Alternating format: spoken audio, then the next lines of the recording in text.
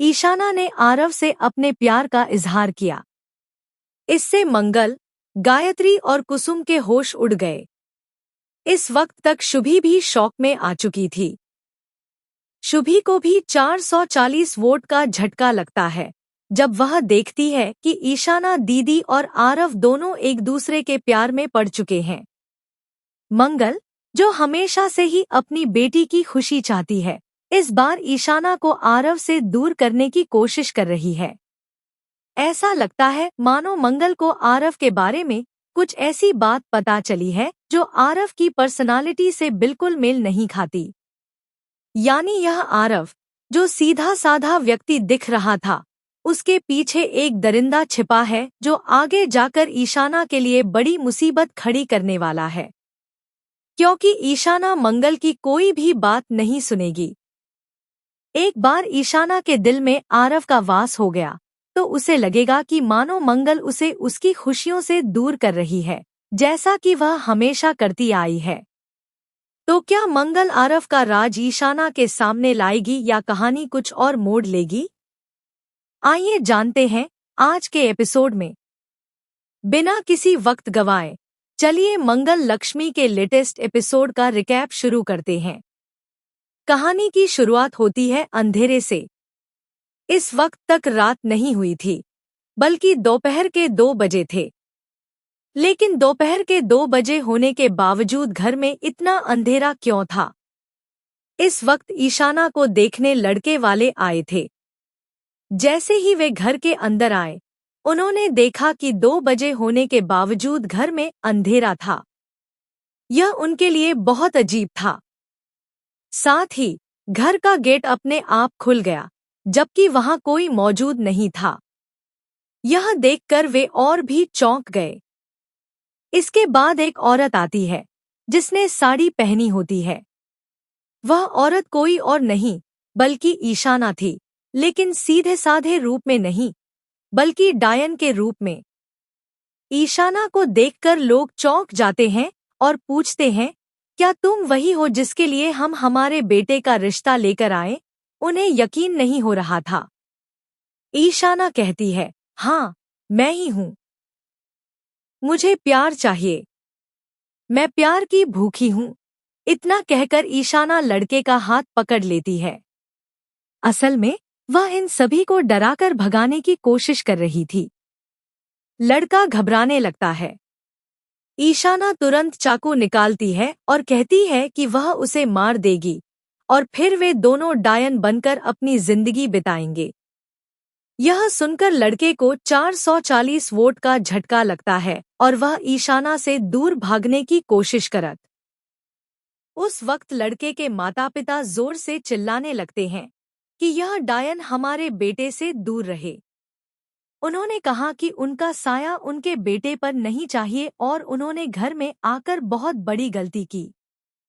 उसी वक्त आरव भी वहां आ जाता है। ईशाना डर जाती है कि कहीं आरव इस नाटक का पर्दाफाश न कर दे, इसलिए उसे दूर रहने को कहती है। आरव चुपचाप दूर खड़ा हो जाता है। इसके बाद ईशाना फिर से अपना डायन वाला नाटक शुरू करती है और तीनों को डराने लगती है। तीनों इतने डर जाते हैं कि 1 मिनट भी वहां नहीं रुक पाते और सीधे गेट की ओर भागते हैं।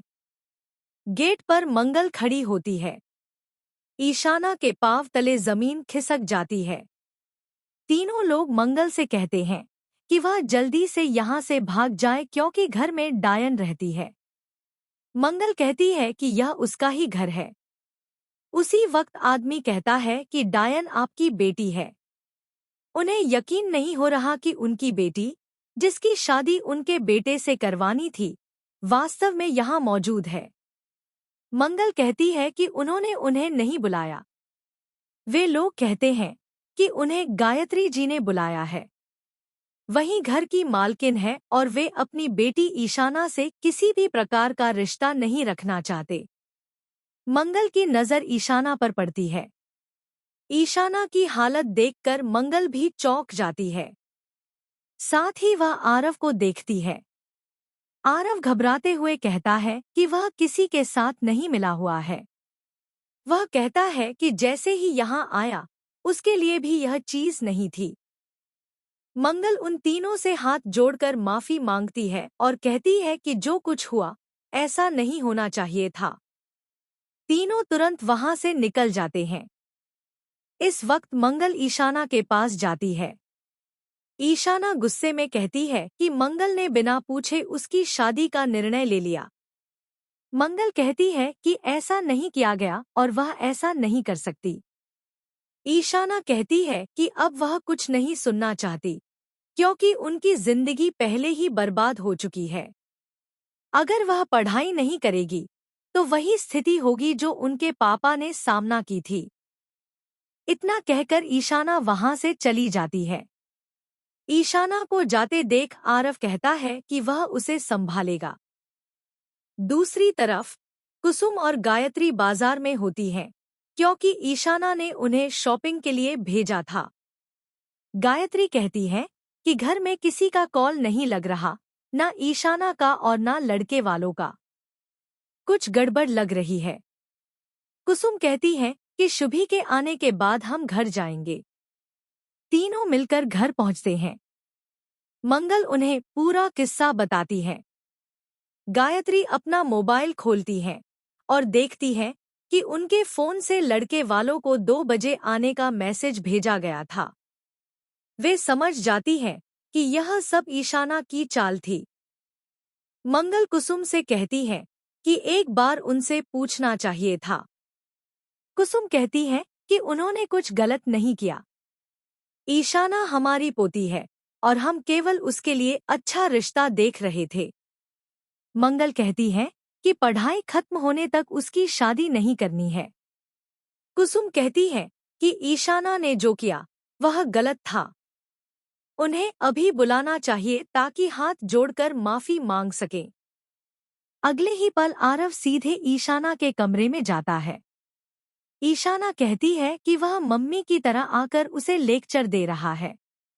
आरव कहता है कि वह उसकी प्रशंसा करने आया है क्योंकि उसने बोल्ड निर्णय लिया। ईशाना खुश हो जाती है और पहली बार घर में सपोर्ट महसूस करती है। तभी शुभी और मंगल कमरे में आती हैं। मंगल देखकर आरव थोड़ा दूर हो जाता है। मंगल पूछती है कि सिग्नेचर लेने क्यों आया था। आरव कहता है कि वह यहाँ आया ताकि सिग्नेचर ले सके। ईशाना कहती है कि अब उसे कोई लेक्चर नहीं सुनना है। शुभी और आरव कमरे से निकल जाते और ईशाना मंगल की कोई बात नहीं सुनती। इसी के साथ खूबसूरत एपिसोड समाप्त होता है।